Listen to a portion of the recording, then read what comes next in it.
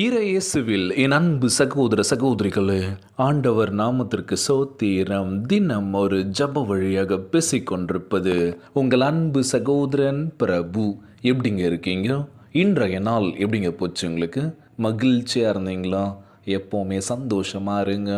நம் ஆண்டவராகிய இயேசு கிறிஸ்து நம் ஜபங்களை எல்லாம் கேட்டு நம் அனைவரையும் ஆசீர்வதிக்க போகிறாரு. மகளே மகனே கலங்காத, மனமுடைஞ்சி போகாத, நான் இருக்கேன், உன் கூட தான் இருக்கேன், தைரியமாக இருன்னு சொல்கிறது யாருங்க? நம்ம ஏசப்பா. ஆம் என் அன்பு சகோதர சகோதரிகளே, நீதிமொழிகள் 12ஆம் அதிகாரம் இறை திருவசனம் 12 சொல்லப்பட்ட அழகான வார்த்தை, நீதிமானுடைய வேர் கனி கொடுக்கும். சூப்பரான வார்த்தையில் இது. நீதிமானுடைய வேர் கனி கொடுக்கும் என்று நம் ஆண்டவராகிய இயேசு கிறிஸ்து வாக்கு கொடுத்திருக்கின்றார். பொதுவாக சொல்லணும் அப்படின்னு வச்சுக்கோங்களேன், ஒரு மரம், அந்த மரத்தோட வேலை என்னென்னா அழகான ஒரு கனியை கொடுக்கறது தான். அந்த கனி பார்த்தீங்கன்னா சுவையை தரணும். இல்லை, ஒரு மரத்தை வளர்த்தோங்க, இன்ன வரைக்கும் ஒரு கனியே கொடுக்கல, அந்த கனி கொடுத்தாலும் அது சுவையே தரலைங்க. ஸோ நல்ல மரம் நம்மளுடைய வாழ்க்கையில் இருக்கணும் அப்படின்னா, நல்ல ஒரு விளைச்சான ஒரு நிலத்தை நம்ம ஒரு விதையை போட்டு அந்த மரத்தை வளர்த்து அந்த மரத்தை நம்ம பாதுகாக்கின்ற பொழுது நமக்கு நல்ல ஒரு கனியை கொடுக்கும் அப்படின்னு சொல்லுவாங்களாம். இல்லை அடுத்தவங்க பண்ணுறாங்க, நானும் பண்ணுறேன்னு சொல்ல பண்ணுவோம், விதையை போடுவோம், அது மரமாக நிற்கும், ஆனால் எதுக்கும் பயன்படாது அப்படின்னு சொல்லுவாங்களாம். இன்றைய நாள் நம்ம ஆண்டவராகிய இயேசு கிறிஸ்து நமக்கான ஒரு விஷயத்தை வச்சுருக்காரு.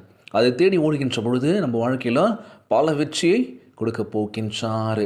உதாரணத்துக்கு சொல்லணும்னு வச்சுக்கோங்களேன், ஒரு விவசாயி அவருடைய நிலத்தில் பார்த்தீங்கன்னா விவசாயம் பண்ணிட்டுருக்காரு. ஒரு விளைச்சலும் இல்லை.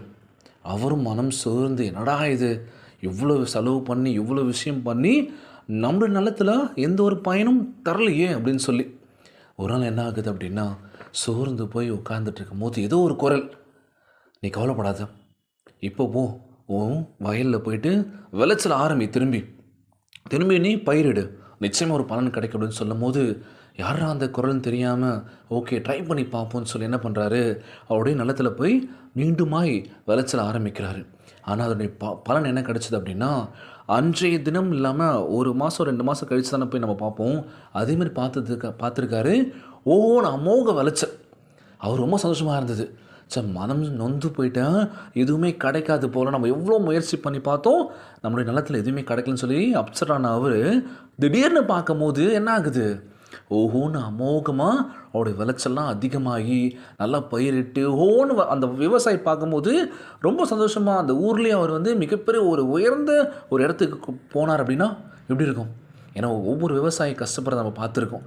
என்னடா இது, எவ்வளோ விஷயங்கள் பண்ணுறோம், பயிரிடுறோம், அந்த பயிர் பார்த்தோன்னா என்ன ஆகுது, விளைச்சலை கொடுக்கல, அப்படியே போயிடுச்சு, மழை வந்தால் அப்படியே அவ்வளோதான், அடிச்சுட்டு போயிடும், எல்லாமே வீணாயிடும் அப்படின்னு நினைப்போம்.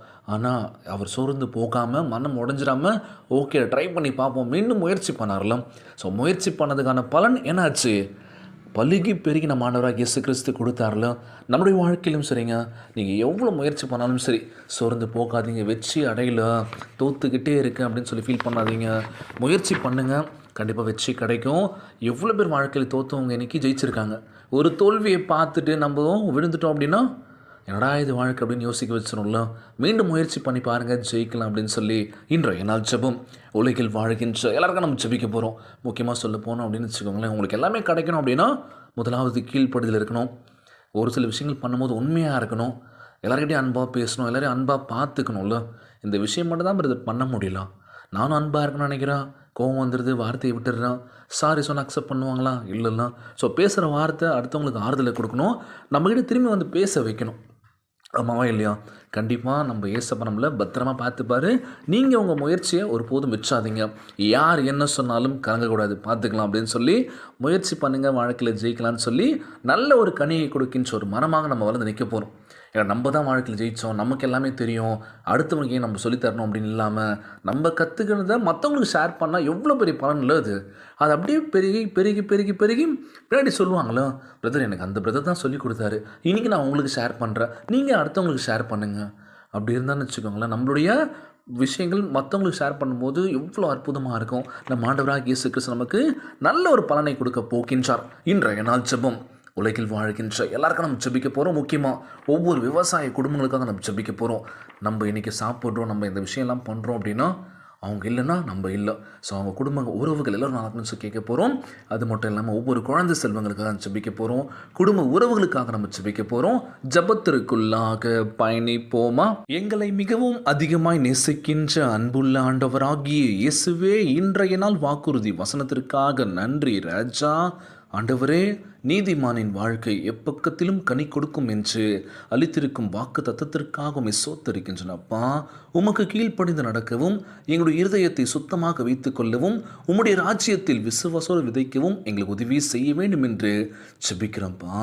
நாங்கள் உச்சியில் இருந்து வேறு வரைக்கும் கண்ணி கொடுக்கும்படி உம்முடைய பரிபூர்ண ஆசீர்வாதத்தை எங்கள் மேல் பொழிந்தரல வேண்டும் என்று கேட்குற ஆண்டவரே, ஏழைகளை நீர் மிகப்பெரிய உயர்த்துவே நம்புகிறேன் எசப்பா. உம்முடைய ஊழியத்தின் மேல் நாங்கள் உண்மையுள்ள நம்பிக்கை வைத்து ஜெபிக்கின்ற ஆற்றலை கொடுக்க வேண்டும் என்று கேட்குறோம்ப்பா. எங்கள் கரங்களை பலப்படுத்துங்க ராஜா. உம்முடைய தயவுக்கும் மாறாத ஆசீர்வாதத்திற்கும் எங்கள் வாழ்க்கையை சாட்சியாக விளங்க கிருபை செய்ய வேண்டும் என்று கேட்குறோம்ப்பா. அந்த ஜெபத்தை கேட்டுக்கொண்டிருக்கின்ற என் அன்பு சகோதர சகோதரிகள், என் அன்பான உறவுகள் எல்லோரையும் பார்த்துக்கோங்கப்பா. யாருக்கும் இந்த கஷ்டங்கள் துன்பங்களை கொடுத்துடாதீங்க ராஜா. நோய் நொடியினால் அவதிப்பட்டு கொண்டிருக்கின்ற ஒவ்வொரு சகோதர சகோதரிகளை உமது கரங்களால் தொட்டு நோயில் அகற்றி போடுவீராக. உம்மால் கூடாத காரியம் ஒன்றுமில்லை ஆண்டவரே. எல்லோரையும் பார்த்துக்கோங்கப்பா. முக்கியமாக ஒவ்வொரு விவசாய குடும்பங்களை ஆசீர்வதிங்கப்பா. உடல் தெம்பும் வலிமை தர வேண்டும் என்று கேட்குற ஆண்டவரே. ஒவ்வொரு குழந்தை செல்வங்கள் உடல் தெம்பும் வலிமை தர வேண்டும் என்று கேட்குறப்பா. குடும்ப உறவுகளுக்குள்ள ஏகப்பட்ட பிரச்சனைகள், ஏகப்பட்ட மனஸ்தாபங்கள், பிரிஞ்சு போன குடும்பங்கள் மீண்டும் ஒன்றிணைய வேண்டும் என்று கேட்குற ஆண்டவரே. எல்லோரும் ஒற்றுமையாக சமாதானமாக இருக்க வேண்டும் என்று கேட்குறேன் ஏசப்பா. எல்லோரையும் பார்த்துக்கோங்கப்பா. இன்றைய நாள் ஜெபம் இயேசுவின் விலையேற பெற்ற நாமத்தினாலே ஜெபிக்கின்றேன் நல்ல பிதாவே, ஆமேன், ஆமேன். இயேசுவுக்கே புகழ், இயேசுவுக்கே நன்றி. மரியே வாழ்க. God bless you all.